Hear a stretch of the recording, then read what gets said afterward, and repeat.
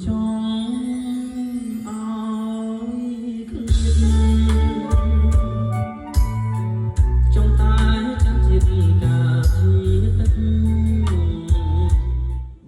ស្តីបងហើយនេះវីដេអូខ្ញុំប្រាប់ពីរបៀបប្រើប្រាស់ mixer ណាបាទតើតើនឹងការប្រើប្រាស់ mixer ប្រភេទនេះគឺ4 channel 6 channel 8 channel ប្រើដូចគ្នាបងអានេះគឺតើតើជាមួយនឹងសំឡេងចូលបាទន័យថាយើងយក mic ចូលបាទនេះគឺតើតើនឹងសំឡេងកេនបាទកេននេះគឺយើងមួលមកបាទស្រឡាញ់មកបាទ 50% ក៏បានឬក៏បាទត្រឹម40ឬក៏30% នៃ master ណាបើសិនជាយើងប្រើ mic ណាការពារកង់ពេញទីគឺ 50% មកហើយនេះគឺអក្សរ3នេះទាក់ទងនឹងសលេង low mid high បងណាបាទបានន័យថាសលេងធ្ងន់ស្រាលនៅលើអក្សរ3នេះហើយអានេះគឺលេងអុកនេះគឺស្មើនឹងការបញ្ជូនសលេងទៅកាន់ monitor បើយើងអត់មាន monitor ទេយើងបិទទៅ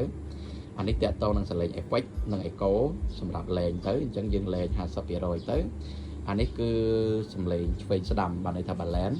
គឺសម្រាប់ Allen Air ឆ្វេងស្ដាំហើយនេះគឺទាក់ទងនឹងសលេងបានន័យថា fader របស់វាតែនេះវាអត់ប្រើ fader ស្លៃរុញចេះណាវាប្រើមកជាប្រភេទបាទ volume មូលបែបចេះអញ្ចឹងសលេងខ្លាំងតិចអីយើងអាចមូលនៅលើនេះបានណាអញ្ចឹងអានេះគឺកេនអានេះគឺសលេងខ្លាំងតិចនៅក្រោមនេះយើងយកមកល្មមយើងធ្វើម៉េចសេរីកេននេះឲ្យត្រូវមកកេននេះគឺ50ឬក៏ត្រឹម30ឬក៏ត្រឹម40% នៃ master បានហើយបើយើងឡើងខ្លាំងពេកវាប្រឈមមុខទៅនឹងការកង់លឿនកន្លែងកេនណា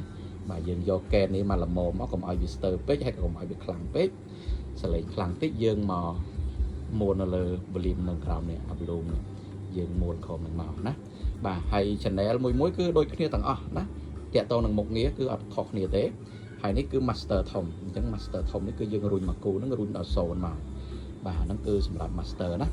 បាទហើយ graphic 7ចង្កឹះបាទអាចបន្ថែមសលេងសាច់ភ្លេងនៅលើនឹងបាន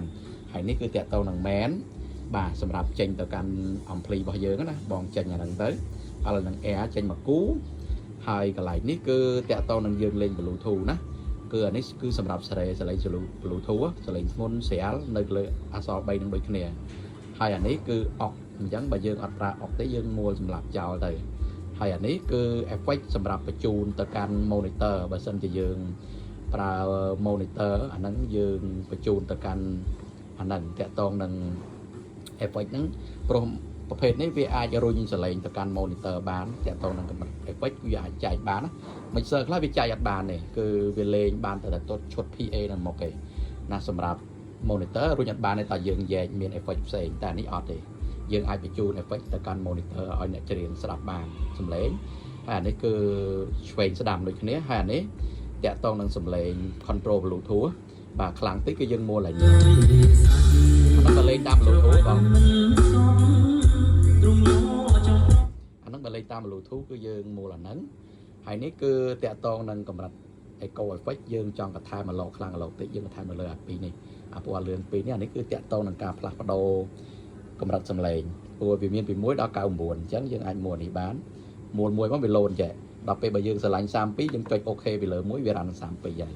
បើយើងទៅមកមុខទៀត33យើងចុចពីលើ1វាឡើង33អញ្ចឹងកម្រិតសំឡេងយើងអាចរើសបានពី1ដល់99បងស្រឡាញ់សលេងមួយណាបងយកសលេងមួយហ្នឹងទៅណា